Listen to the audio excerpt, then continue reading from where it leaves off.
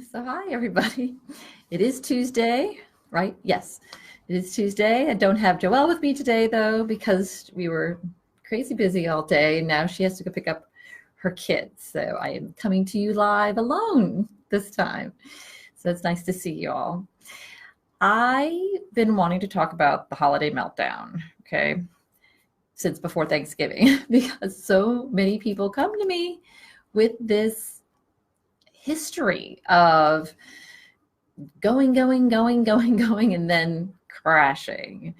And so I typically don't hear about the crash till after the crash, right? So everybody goes off to their holidays and everybody's fine, and then they come back, with all the complaints and frustrations. So we don't want you to do that this year. As I always tell my patients, how about we think about the things that are coming up, not just the things that have passed. And if you have this history of melting down, I just wanted to talk to you about that. And you know who you are. And it doesn't mean you have to, it's not going to take something away from the holidays to think about this in advance. We're going to add something to the holidays by doing a preemptive strike. I always call this preemptive strike. Preemptive strike here. We're going to solve this before it happens, okay? And then make the holiday a whole lot better, not only for you, but everybody else. So what I've found over the 20 years of doing this is that meltdown tends to always come because of an imbalance, okay?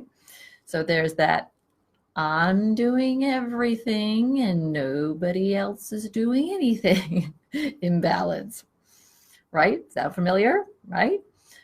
I've been doing this, and this.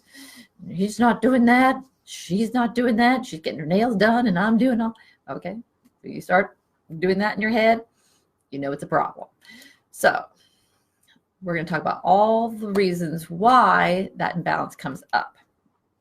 For starters, you are probably doing this all in your head, okay? So you get caught up in the traditions, in the pressure from society, maybe some pressure from the family, and you go right into, right, the mode. Here's the holidays, or whatever holiday it is. I'm going to go into the mode and not think. We want to do that's why I'm going to have you stop and think, okay? Let's put our thinking caps on together and try to think of what is it that you want. See, we're going to start with not have to say anything just yet, but what in here do you want? Instead of the whole list of what everybody else wants, well, that you can hold on to that, but just add to it, what do you want? And then the sooner you get this out on the table, the better. Okay, don't have to sit there and wait until someone doesn't figure it out. Okay, we talk in here a lot about expressing what you want, expressing what you feel. Remember our last video, I think it was our last video, a couple videos ago, we talked about neediness. Neediness is not a bad thing. Neediness does not make you weak, mean, wimpy, childish. Neediness is a normal human emotion. If you can get comfortable with that, then you can sit with that neediness, figure out, okay, this year I need X, Y, and Z. Because last year I didn't get it and there was a problem, right? So get that spelled out. It should be just as clear to you what you want as what everybody else wants, right? You think, okay, I know exactly what this kid wants, that kid wants, what my husband wants, what my wife wants, what my mom wants, but you don't stop and say, I know exactly what I want or need. And then have that talk. Have it now, people. Have it now. Don't wait until the tree is up and the gifts are out before you are bummed. All right, so the neediness out there, this is what I expect. This is what I'd like. Can we make this work with your significant other so you're all on the same page? Well, at least the both of you are on the same page and then you'll feel like you're an ally through the holidays, okay? It's not going to be you against anybody. It's going to be you two figuring out how to make both of what you want and need work. All right, so go ahead and have that discussion. The other thing I see all the time is you don't want to cross anybody off the list. There's some fantasy, some really distorted reality. If you cross somebody off your list, whatever it is, the Christmas card or the gift or the whatever, that the party, that you are going to crush them. They're going to be so disappointed. They're not going to be able to handle it, Dr. Dabney. Oh my gosh, they look forward to that every year. Every year they thank me, and they really look forward to that spice cake I make every year, or that lawnmower I give them every year, whatever it is, okay? You don't have that much power in someone else's life. Okay? This may be a little different with a child, but I'm talking about the adults in your life who year after year you give the gift, and let's face it, they don't give one to you and you feel disappointed. And then you start kind of feeling negative towards them. But it's not them, it's you. You have set something up that they weren't involved in, or they've never been involved in, and you aren't getting the message. Okay? So here's permission. Go ahead, take them off the list. It doesn't mean you don't have to be friends with them afterwards. It doesn't mean, even if they do notice, it doesn't mean you can't then say, oh, I'm so sorry, you just didn't make my list this year. Let's go out to lunch. I mean, you can make up for it. And I rarely, if ever, seen this happen where they actually come back and say, oh, I missed that gift. But if they do, then you can do something about it. But to sit here and assume that they're going to be crushed and do all this stuff, get yourself all worked up because they may be crushed, really makes no sense. Okay? So go ahead, take them off your list. And then if something happens, you can let them know. Another trick I have is, the other option is to, instead of saying, I'm getting you a gift, you get me a gift, you can recommend an exchange. So, hey, how about, for this year for holidays, you're a reader, I'm a reader. How about we exchange our favorite book? Or I don't know, I need help with my computer and you're really good at doing that thing. Let's have a little exchange of help or assistance. That way you're doing something together. Don't get that resentment if they, once again, don't get you a gift. Okay. Lastly, there is this idea that goes around that is totally not true.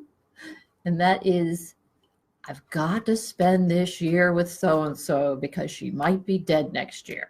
All right. I see with older parents, with grandparents, with aunt so-and-so. People, this is a very bad idea for so many reasons. For starters, again, you're doing this, I'm going to do something now to protect myself from having a feeling in the future. Typically people say, oh, if Aunt Phyllis dies in March, I'm going to feel so guilty I didn't spend Christmas with her. You can't solve future problems. You just can't solve future. You can't stop from feeling a future feeling. That's what I want to say. You can't do it. It's not possible. And you don't need to. Okay? You're a capable adult. If you get those feelings later on, you can deal with them. To do something for Aunt Phyllis now, when you don't really want to or are over the edge, is not fair to Aunt Phyllis.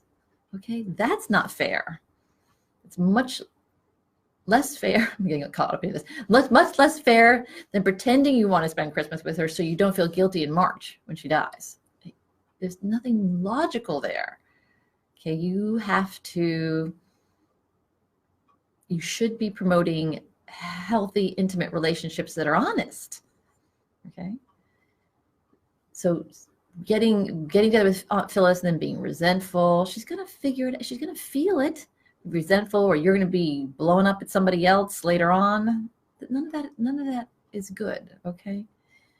If you can't this year, if you're already committed, or if you feel too guilty to leave someone out of your Christmas plans or your Hanukkah plans or your whatever New Year's plans, whatever the holiday is, think of something else that works better for you. Maybe you want to give Aunt Phyllis a call. You have arrange a special call with her while you're off on your Christmas holiday in the Caribbean. Or maybe you want to have a special lunch with her after the whole craziness is over. That makes a lot more sense and will be a lot more effective than just doing it out of a guilt trip. Okay. So here's some hopefully helpful ideas for you to start that holiday season off right. No need for a meltdown. No need for you to deny yourself. It'll be a lot more intimate and a lot more effective. Okay. So I'm actually going to come back. I have a few more tips on all that. I also list them on Instagram over the next couple of weeks. So if you missed them here, they're going to be on Instagram as well. But next Tuesday, I'll be back with the rest of them. Okay. So thank you very much. And I'll see y'all then. And oh, if we can do anything further for you, if you want more information on any of this, give us a call, 757-340-8800. Thanks, you guys.